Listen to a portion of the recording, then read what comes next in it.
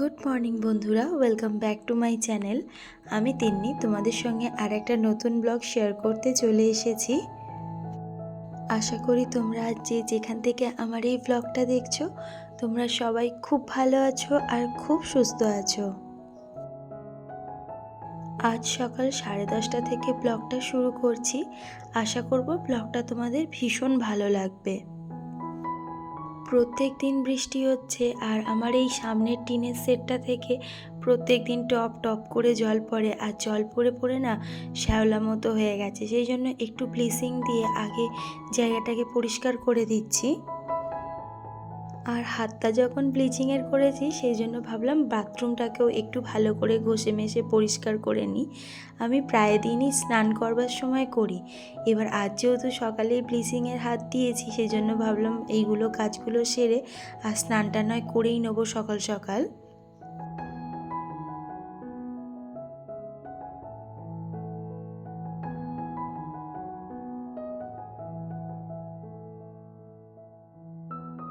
স্নান সেরে চলে এসেছি ঠাকুর ঘরে, আর এসেই ঠাকুর ঘরের জানলাগুলো খুলে দিচ্ছি আর ঘরটাকেও একটু গুছিয়ে নেব। এই ঘরটা সেই রকম বেশি ব্যবহার হয় না। এই ঘরটা আমি যখন এডিট করি সেই সময় ব্যবহার করি, আর আমি দুবেলা যে পড়াই সেই বাচ্চাগুলোই এই ঘরে পড়তে বসে। ঠাকুর ঘরে যা বাসি ফুল আছে সেগুলোকে এই জায়গাটায় নিয়ে নিচ্ছি। আর এরকম একটা জায়গা করা থাকলে না খুব সুবিধাই হয়, মানে জায়গাটা নোংরা একদম হয় না। সিংহাসনে পাতবার আসনটা কাল কেচে দিয়েছিলাম, আর আজকের একদম শুকিয়ে গেছে, সেজন্য ভালোভাবে পেতে আর ঠাকুরগুলোকে ভালোভাবে বসিয়ে দিলাম। সকালবেলা করে পুজো করলে কিন্তু একটা বেশ পজিটিভ এনার্জি পাওয়া যায়, আর সারা দিনটাও বেশ সুন্দরভাবে কাটে। সারা দিনের মধ্যে এই সকালের টাইমে পুজো করতে আমার খুব ভালো লাগে। আর দেখো আমার গাছে প্রত্যেক দিন এক ঝুড়ি করে ফুল হচ্ছে, আর সেই ফুল দিয়েই এখন ঠাকুরের পুজো করি। এত সুন্দর লাগে না যখন নিজের গাছের ফুল ঠাকুরকে দিই, ভীষণ মনটা ভালোও লাগে। আজ তাও ফুলটা একটু কম হয়েছে, অন্যান্য দিন আরও বেশি ফুল হয়। নিজের গাছের ফুল দিয়ে ঠাকুর পুজো করতে একটা আলাদাই মজা। আর যখন গাছ ভর্তি সকালে ঘুম থেকে উঠে ফুলগুলো দেখি না, এত ভালো লাগে, মনটাও ভীষণ ভালো হয়ে যায়।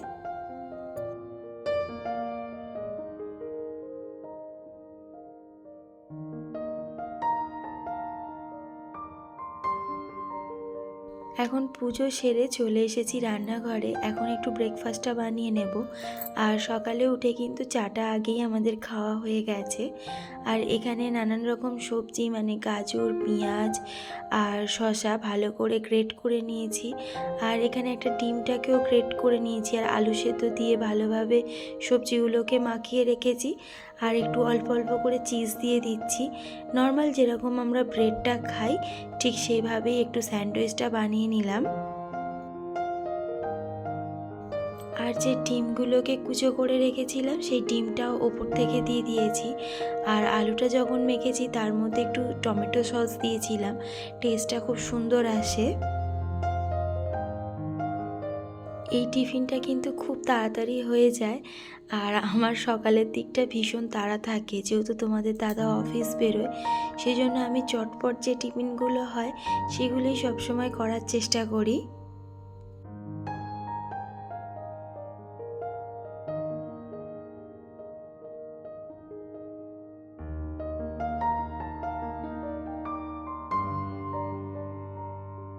আজ একটু ভেবেছি যে বিকেলে মাহেশের মেলায় যাব, বিকেলে সেরকম কোনো কাজ নেই, সেই কারণে খুব চটপট রান্নাগুলোও করে নিচ্ছি।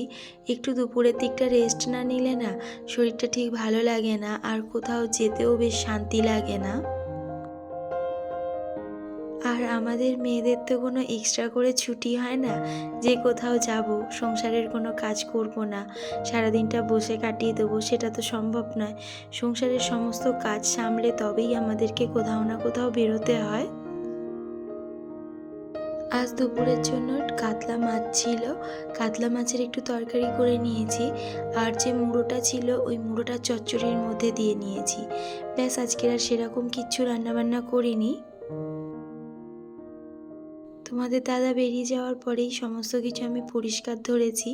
এর আগে না একদম সময় থাকে না যতক্ষণ না ও বেরোয়। আর নতুন করে এই র্যাকগুলোকে লাগিয়েছি, বিশ্বাস করবে না, দেখতে যেমন সুন্দর লাগছে আর ভীষণ উপকারী। আর আগে যে আমি বাস্কেটটার মধ্যে রাখতাম না, বাস্কেটটাই খুব নোংরা হয়ে যেত, কিন্তু এটায় নোংরা হওয়ার কোনো চান্সই নেই। আর আমার বসে রেস্ট নেওয়ার তো কোনো উপায় নেই। তোমাদের দাদা চলে যাওয়ার পরই থাকে আমার আসল কাজগুলো। প্রচুর কাজ পড়ে থাকে, তো সেগুলোকে একের পর এক করে যেতে হয়। আর আমি একদম বসে থাকতে পারি না। যদি শরীরও খারাপ থাকে তারপরেও একটু শরীরটা সুস্থ হয়ে গেলেই সংসারের সমস্ত কাজ করা শুরু করে দিই। কাজ ফেলে রাখা মানে কাজটা পড়েই থাকবে, তোমার কাজটা আর অন্য কেউ তো করে দেবে না, সেই নিজের কাজগুলোকে নিজেকেই করতে হবে। সেই জন্য আমি একদম বসে থাকতে পারি না। মনে হয় আগে সমস্ত কাজকর্মগুলো সেরে নিই, তারপরে একটু ভালোভাবে বসে রেস্ট নেব। তোমাদের দাদা অফিস যাওয়ার আগে সোফাটা ঠিক এই রকমই করে রাখে, আর প্রত্যেক দিন আমাকে সোফাটাকে ভালো করে গুছিয়ে ফেলতে হয়। আমাকে এখনও অনেক কেউ বলে আমি নাকি অনেকটা লেটে ঘুম থেকে উঠি। তো 6টা সাড়ে 6টাটা আগে যদি লেট বলে, তাহলে কটায় ভোর হয় সেটা আমার ঠিক জানা নেই। এটাও অনেক কাউকে বলতে শুনেছি আমি নাকি ওই টুকটাক কাজ করি, এমন কিছু কাজ করি না। সারাদিন বাড়িতে আমি যে কাজগুলো করি সেইগুলো নাকি কোনো ব্যাপারই নয়, যে কেউ এই কাজগুলো করে নিতে পারে। তবে এই সমস্ত কথাগুলো বলবার কোনো মানেই হয় না। প্রত্যেকটা বাড়ির মেয়েই এই সমস্ত কাজগুলো করে থাকে। তবে প্রত্যেকের সংসারের কাজ এক এক রকম, সবাই তো একরকম নিয়মে কাজ করে না। যে যার সংসার সে তার মতো করে চালায়।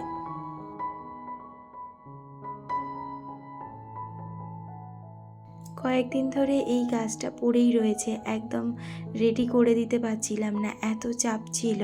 তো আজকের একটু হাতে সময় পেয়েছি, সেই জন্য গাছটাকে একটু রেডি করে নিচ্ছি।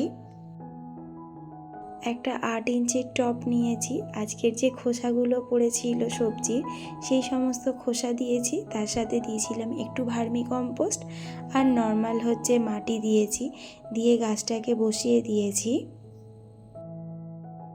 বেশি বড় টবে দিলে এক্ষুনি ফুল আসতো না, সেই জন্য একটু ছোট টবে দিলাম গাছটাকে।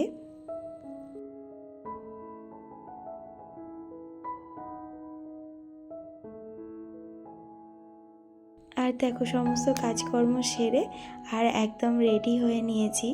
এখন যাচ্ছি আমরা মাহেশের মেলায়। সেই সকালে বলছিলাম যে আজকের একটু বেরোবো। আর 1 মাস ধরে এই মাহেশের মেলা থাকে। আর আমরা ঠিক রথের সময় করে আসিনি, কেন তখন আসলে একদমই প্লেস পেতাম না, প্রচণ্ড ভিড় হয়। আর আজ ওয়েদারটা কিন্তু বেশ সুন্দর, কখনো কখনো বৃষ্টি নেমে যাচ্ছে। আর এখানে দেখো সবাই জলযাত্রীরা যাচ্ছে তারকেশ্বর।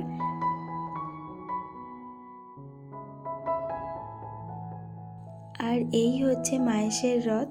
কতটা ক্যামেরায় বোঝা যাচ্ছে আমি জানি না, তবে রথটা কিন্তু বিরাট বড়। আর মাহেশের মেলা কিন্তু বিরাট বড় মেলা হয়। তবে আমরা বেশিক্ষণ মেলায় ছিলাম না, খুব অল্প টাইমই মেলায় ছিলাম। মেলা থেকে কয়েকটা জিনিসও কিনেছি, সেটা অন্য কোনো একটা ভিডিওতে তোমাদের সাথে শেয়ার করব।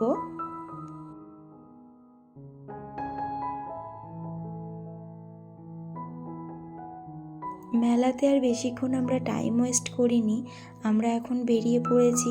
আমরা শ্রীরামপুর মার্কেটের মধ্যে ঢুকবো, বেশ কিছু কেনাকাটি করবার আছে।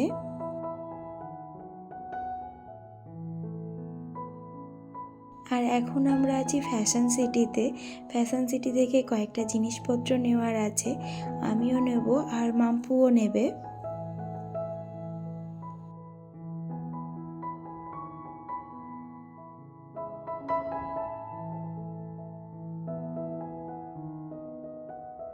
আর এখন চলে এসেছি রাঙামাটিতে। আর এই জায়গাটা তো আমার ভীষণ পছন্দের একটা জায়গা ঘর সাজানোর জিনিসের। আর এখান থেকে কয়েকটা জিনিস নেবো ঘর সাজানোর জন্য। আমার ব্লগগুলো যদি তোমাদের ভালো লেগে থাকে একটা লাইক করো। তোমাদের একটা লাইক আমার পরবর্তী ব্লগ বানাতে অনেক বেশি মোটিভেট করে। আর যারা নতুন বন্ধু আছো চ্যানেলটা সাবস্ক্রাইব করে চ্যানেলের পাশে থেকো। আজ এইটুকু, কাল আর একটা নতুন ব্লগ নিয়ে তোমাদের সামনে হাজির হয়ে যাব। সবাইকে টাটা আর গুড নাইট। সবাই খুব ভালো থেকো।